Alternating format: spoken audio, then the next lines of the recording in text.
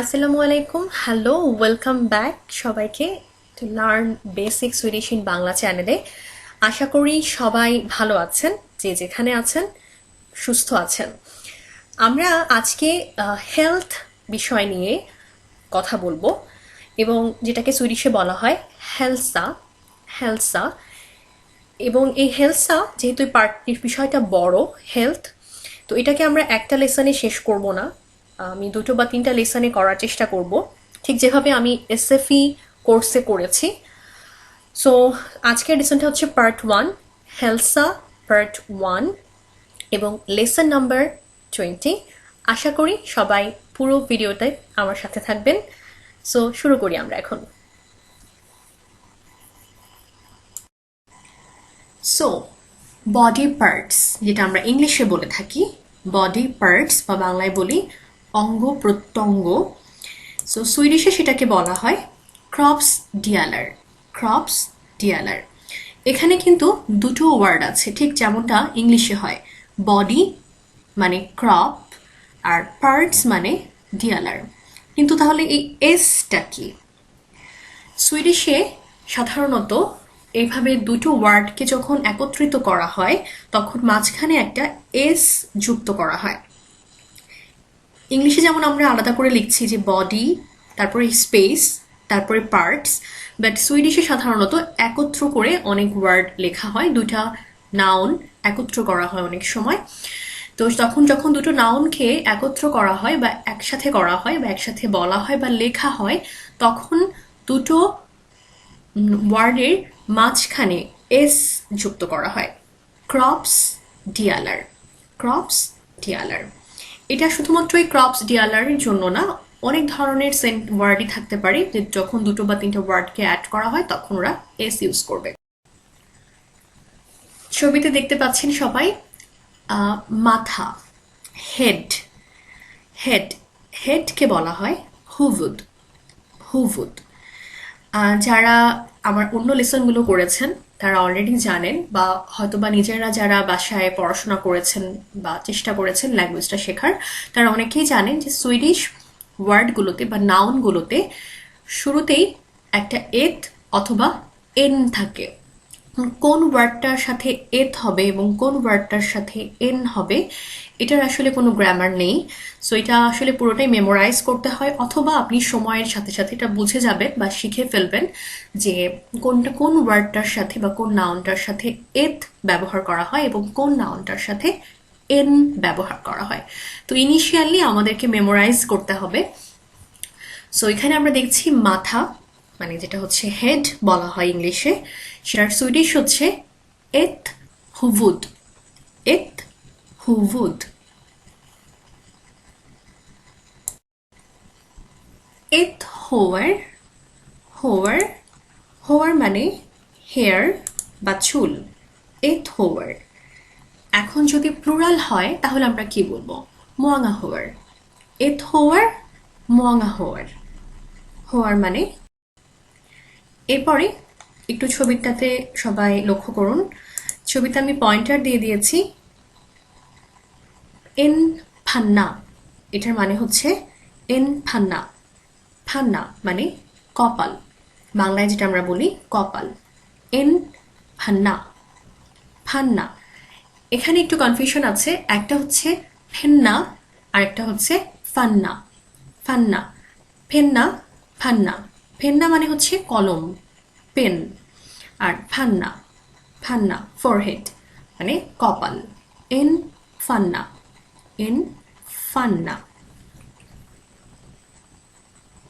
So সবাই confused হবেন না, স্পেলিং এর আলাদা আছে। ফান্না মানে কপাল যখন, তখন এখানে হবে অ, মানে ইংলিশে এ, এবং যখন আমরা বলবো ফেন্না তখন এখানে হবে ইংলিশের ই, যেটাকে সুইডিশে বলা হয় ইয়া। এত আগা। এত আগা। অগা মানে হচ্ছে চোখ। এত আগা। সো এই বডি পার্টগুলোরও আবার প্রত্যেকটারই প্লুরাল হয়। সো আমি সেই প্লুরালগুলোতে এখন যাচ্ছি না, কারণ হচ্ছে প্লুরালের মধ্যে আবার আপনার ফিনিট এবং ইনফিনিট প্লুরালের ব্যাপার আছে। সো যেটাকে সুইডিশে বলা হয় বেস্টেমড এবং অবেস্টেমড ফর্ম নাউনের। তো সেটার জন্য আমি ওইটা বলতে গেলে অনেক ডিটেলস হয়ে যাবে। তো আমার সিঙ্গুলার নাউন এবং প্লুরাল নাউন নিয়ে অন্য একটা লেসন করার ইচ্ছা আছে এবং সেটা রিসেন্টলি করবো ইনশাল্লাহ।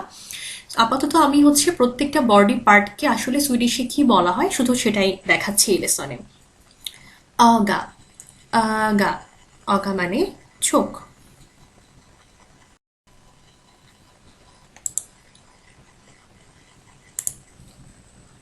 আরা, আরা, এত আরা, আরা মানে কান। আগা, আগা মানে চোখ এবং আরা, অরা মানে হচ্ছে কান, কান।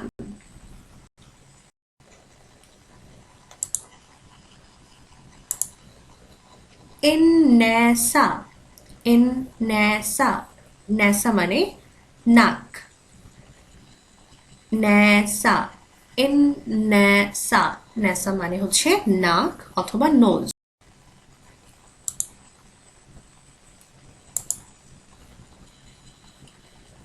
এবার এখানে আমরা একটা ওয়ার্ড দেখতে পাচ্ছি যেটা ইংলিশে খুবই কমন। এই ওয়ার্ডটা সেটা হচ্ছে KIND, যেটাকে সুইডিশে আমরা উচ্চারণ বা প্রোনাউন্স করি কাইন্ড, কাইন্ড, কিন্তু সুইডিশে এটার উচ্চারণ হচ্ছে শিন্দ, শিন্দ, KIND, শিন্দ। এটার অর্থ হচ্ছে গাল। এন শিন্দ, এন শিন্দ, গাল।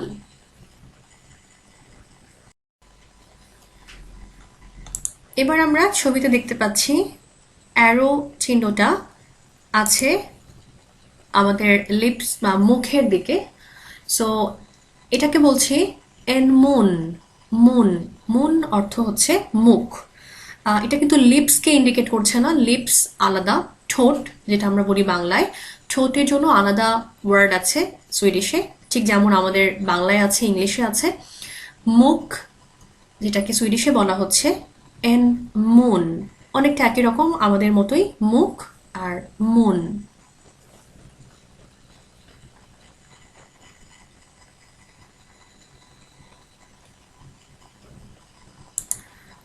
আপনাদের এখন মনে হতে পারে যে আসলে বডি পার্টস গুলোর কেন দরকার জানার, এখন তত বেশি ইমার্জেন্সি না বডি পার্টটা জানা। বাট আসলে কথা বলার সময় কত যে ওয়ার্ড লাগে নতুন একটা ভাষার জন্য। যেমন ধরেন আপনাকে আপনার পাশে আপনার ফ্রেন্ড আছে একজন সুইডিশ, সো যে ইংলিশ পারছে না বা জানে না, এরকম যদি কারোর সাথে আপনি বসে আছেন, সে আপনাকে একটা প্রশ্ন করলো, আপনি উত্তর দিতে পারছেন না কারণ আপনার মুখের ভেতর খাবার আছে। সো তখন আপনার কিন্তু এই মন বা মুখ ওয়ার্ডটার প্রয়োজন হবে সুইডিশে বলার। যেমন আপনি বলছেন যে jag kan inte prata nu, আমি এখন কথা বলতে পারছি না, eftersom jag har mat i munnen, এর মানে হচ্ছে আমি এখন কথা বলতে পারছি না কারণ eftersom আমার মুখে খাবার আছে। ইমুনেন, ইমুনেন, ঠিক আছে। এই যে মুনেন বললাম, এটা কিন্তু হয়ে গেল বেস্টেমড ফর্ম, মানে নাউনের যেটাকে বলে ফিনিট ফর্ম আর কি। সো ওইটা নিয়ে আমি আলাদা লেসন। আবার এখানে দেখুন একটু যে কেন আসলে আমাদের বডি পার্টস গুলো জানতে হবে সুইডিশে।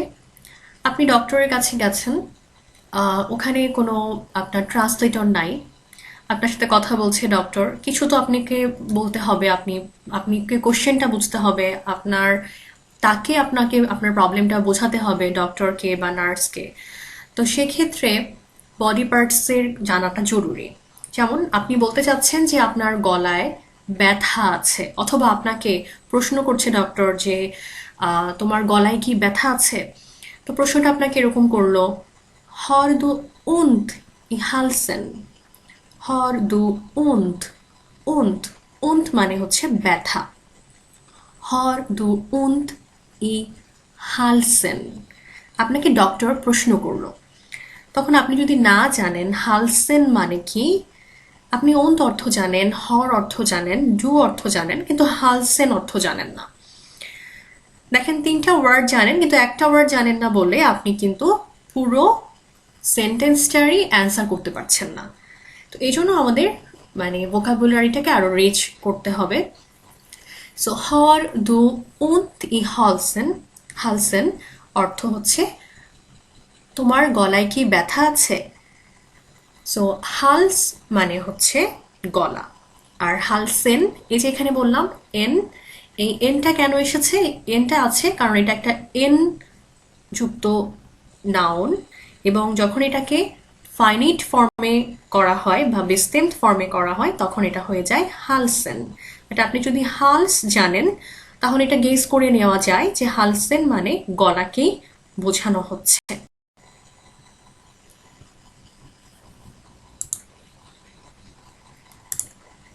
ওকে, এবার আমরা ছবিতে দেখছি কাঁধ, আমাদের যে কাঁধ আছে শোল্ডার, কাঁধকে এখানে রিপ্রেজেন্ট করা হচ্ছে এন আকসেল, এন আকসেল। এখানে একটু উচ্চারণের ভিন্নতা আছে ইংলিশের সাথে সুইডিশের। আমরা কিন্তু যদি এটাকে সুইডিশে উচ্চারণ করি, সরি ইংলিশে উচ্চারণ করি তাহলে আমরা এটাকে বলি অ্যাক্সেল, অ্যা, কিন্তু সুইডিশে এটাকে বলা হচ্ছে আকসেল, আকসেল।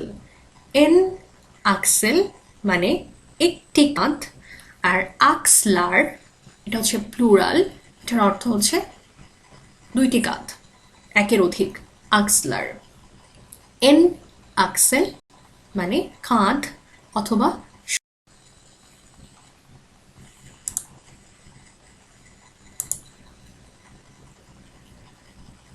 এবার আমরা দেখছি আর্ম, এটা কিন্তু ইংলিশের মতোই, ইংলিশে যেটা বলা হয় সেটাই আর্ম, এবং প্রোনাউন্সিয়েশনটাও অনেকটা কাছাকাছি আর্ম। এন আর্ম মানে হচ্ছে বাংলায় যেটাকে আমরা বলি বাহু, এবং একের অধিক বোঝানোতে বলা হচ্ছে আরমার, আরমার। এন আরম মোয়াঙা অথবা ফ্লিয়ারা আরমার, আরম, আরম। এন আরম। এবার হচ্ছে ব্রস্ট, যেটার ইংলিশ হচ্ছে ব্রেস্ট। এত ব্রস্ট মানে হচ্ছে বুক। আপনি যখন শপিং করতে যাবেন তখন দেখা যাবে যে চিকেন কিনতে গেছেন শপিং সেন্টারে, এরকম সেপারেট সেপারেট প্যাক থাকে আপনার লেগ পিসের জন্য, ব্রেস্ট পিসের জন্য, তখন উপরে এরকম বলা থাকতে পারে যে ব্রস্ট, এটা হচ্ছে ব্রেস্ট পিস চিকেনের। সো আপনি ব্রস্ট দেখলে আপনি বুঝতে পারবেন যে এটা হচ্ছে চিকেনের ব্রেস্টের পিস, যদি ছবি নাও দেয়া থাকে সেক্ষেত্রে।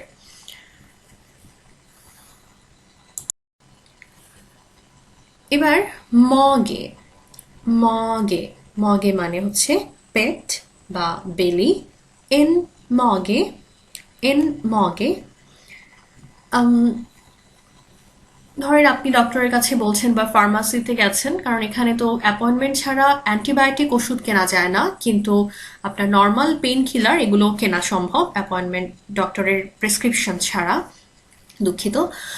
সো সেক্ষেত্রে আপনি বলতে পারেন, ফার্মাসিস্টকে বুঝিয়ে বলতে পারেন যদি সে ইংলিশ না জানে, যে ইয়হার উন্ট ই মগেন, আমার পেটে ব্যথা, সো এখন এটার জন্য আমি কি ওষুধ পেতে পারি, তখন আপনার জন্য এই ওয়ার্ডটা ইউজ করাটা জানা থাকলে ইউজ করতে পারবেন আপনি। ইয়হার উন্ট ই মগেন, মগে মানে পেট। আজকের লেসনটি কন্টিনিউ করার আগে আমি আমার ভিউয়ার্স ভাইয়া এবং আপুদেরকে অসংখ্য ধন্যবাদ জানাচ্ছি এতক্ষণ ধরে লেসনটা শোনার জন্য, এবং আমার প্রিভিয়াস যে লেসনগুলো আছে যারা ওগুলো দেখেছেন তাদেরকে ধন্যবাদ। বাট আমার প্রিয় ভাইয়া এবং আপু ভিউয়ার্স যারা আছেন তাদেরকে আমার ছোট একটা রিকোয়েস্ট, আপনাদের জন্য হয়তো বা কাজটা করতে খুব ছোট্ট সময় লাগবে, কিন্তু আমার জন্য এটা অনেক বড় একটা বিষয়।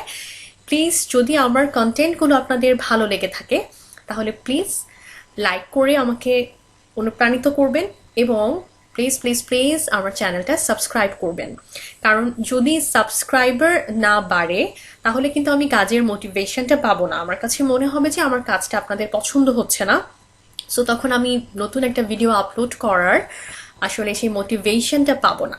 সো প্লিজ যদি আপনারা মনে করেন আমার লেসনগুলো থেকে আপনারা উপকৃত হচ্ছেন, আপনি দেখে বুঝতে পারছেন আমি কি বলছি, এবং পরবর্তীতে এরকম আরও ভিডিওস চাচ্ছেন, তাহলে প্লিজ আমার চ্যানেলে লাইক করবেন এবং কমেন্ট করবেন অবশ্যই ভিডিওগুলো কেমন লাগছে সেটা জানার জন্য। যদি কোথাও ভুল থাকে সেটা বলবেন, তাহলে আমি সেটাকে ওভারকাম করার চেষ্টা করব নেক্সট ভিডিওতে, যে আমি খুব স্পিডে বলছি কিনা বা কন্টেন্টগুলো বোরিং হচ্ছে কিনা, আপনারা আরও বেশি ইন্টারঅ্যাক্টিভ কন্টেন্ট চাচ্ছেন সেটা আমাকে জানাবেন। এবং নতুন কোনো কন্টেন্ট যদি আপনারা চান যে হ্যাঁ আমি এই বিষয়টা সুইডিশে জানতে চাচ্ছি, এটা কীভাবে বলবো আমি, তো সেটাও আমি বলার চেষ্টা করব। তবে হ্যাঁ, গ্রামারের ব্যাপারগুলোর ক্ষেত্রে, যে গ্রামার আমাকে একটা আপু বলেছেন যে গ্রামারের টেন্সের স্টেপটা বলার জন্য, আপু ইন্ডিয়া থেকে দেখছেন ভিডিওটা, আপুকে অসংখ্য ধন্যবাদ, আপু বারবারই কমেন্ট করেন ভিডিওতে।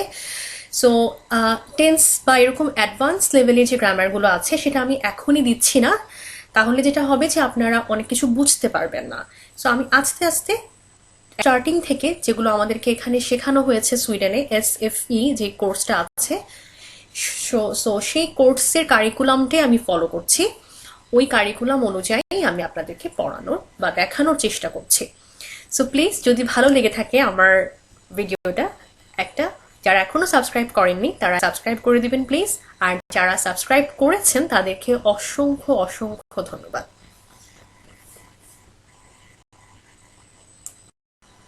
আপনারা সবাই স্ক্রিনে দেখতে পাচ্ছেন খুবই পরিচিত একটা ওয়ার্ড, যেটার স্পেলিংটা দেখে মনে হচ্ছে খুবই পরিচিত ওয়ার্ড আমাদের, সেটা আমরা ইংলিশে প্রোনাউন্স করি ফিঙ্গার। ফিঙ্গার। সো ওয়ার্ডটা পরিচিত, একই জিনিসকে ইন্ডিকেট করছে, কিন্তু প্রোনাউন্সিয়েশনটা একটু ডিফারেন্ট হবে। Finger, finger.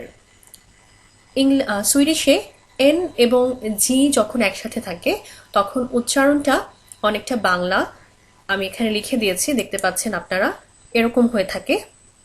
পয়েন্টার অন করলাম, ঠিক আছে। So finger, finger. এত ফিঙ্গার, একটি আঙ্গুল, আর যখন একের বেশি হয় তখন বলা হয় মোয়াঙা ফিংরার, মোয়াঙা ফিংরার। এত বিয়ান, এত বিয়ান মানে হচ্ছে পা। আপনারা দেখতে পাচ্ছেন আমি ছবিতে একটু মার্ক করে দিয়েছি, এখানে পা বলতে কিন্তু পুরো পাকে বোঝানো হচ্ছে, কারণ পায়ের বেশ কিছু পার্ট আছে আমরা জানি, যেটাকে হচ্ছে আপনার মানে পায়ের আমাদের হাঁটুর নিচের অংশ একটা, হাঁটুর উপরের অংশ একটা, বাট এখানে পুরো পাকেই বোঝানো হচ্ছে পা, পুরো পাকে বলা হচ্ছে বিয়ান, এত বিয়ান, এত। ছবিতে লক্ষ্য করুন আবার একটু, দেখতে পাচ্ছেন এখানে এই ওয়ার্ডটা দিয়ে কোন বডি পার্টকে ইন্ডিকেট করা হচ্ছে, যেটা আমরা ইংলিশে বলি ফুট, সেটাকে সুইডিশে বলা হচ্ছে ফুট, এন ফুট, এন ফুট। আর ফ্লিয়ারা ফুটটার, এন ফুট। এন হান্ড, যদিও এটা ইংলিশের মতোই, উচ্চারণটা আলাদা হবে, স্পেলিংটা সেম কিন্তু উচ্চারণটা হবে ভিন্ন। ইংলিশে আমরা বলি হ্যান্ড, সুইডিশে বলা হবে হান্ড, এন হান্ড। আর একের অধিক প্লুরাল হলে বলা হবে হ্যান্দার, হ্যান্দার। এন হান্ড, টোয়া হ্যান্দার, টোয়া হ্যান্দার, দুইটি হাত।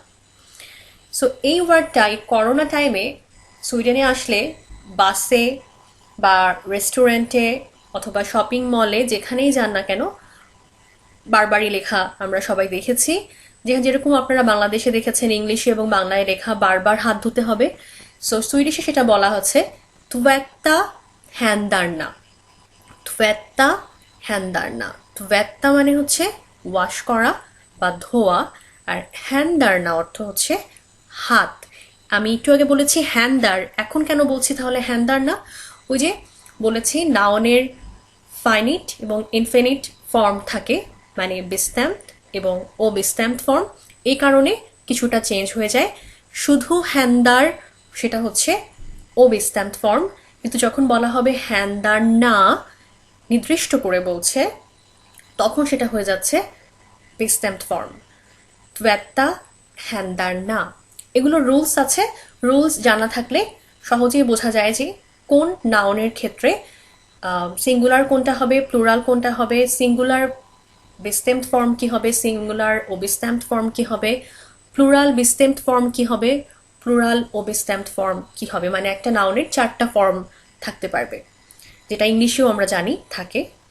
ওরকমভাবে একই নাউনের 4টা টাইপ হতে পারে। সো এই হচ্ছে tvätta händerna।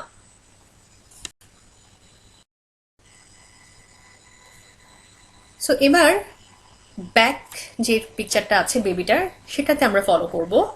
এটা ইন্ডিকেট করছে অ্যারো চিহ্নটা পিঠকে, আমাদের পিঠ, পিঠ বা মেরুদণ্ড বলতে পারি, যেটাকে এখানে আমরা বলা হচ্ছে rig, rig, N rig, N rig, N rig মানে হচ্ছে মেরুদণ্ড বা পিঠ। আর এই রিগ দিয়ে আরেকটা নতুন ওয়ার্ড বলে রাখি এখানে, সেটা হচ্ছে rucksack, rucksack. Rucksack মানে হচ্ছে পিঠের ব্যাগ। আমরা যে ব্যাকপ্যাক বলি, পিঠে যে ব্যাগগুলো নেই, সেটাকে বলা হয় রিগ স্যাক। স্যাক, স্যাক মানে হচ্ছে ব্যাগ। এন রিগ মানে মেরুদণ্ড বা পিঠ, দুটোকে ইন্ডিকেট করা হতে পারে। সো ব্যাকপ্যাক, যেটা সুইডিশে বলা হয় রিগ স্যাক।